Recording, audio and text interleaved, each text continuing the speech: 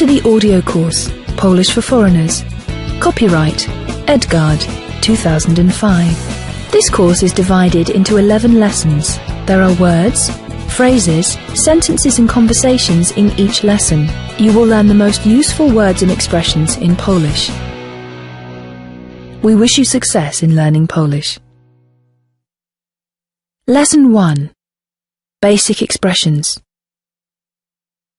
Listen carefully to the words and phrases. Repeat each word or phrase after the Polish speaker.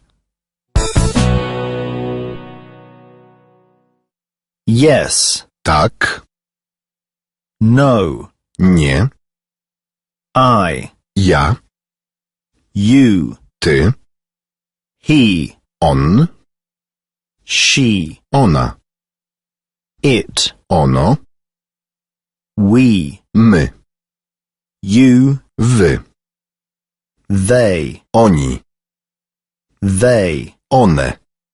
I am. Ja jestem. You are. Ty jesteś. He is. On jest. She is. Ona jest. It is. Ono jest. We are. My jesteśmy.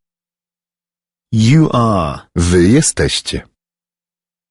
They are. Oni są.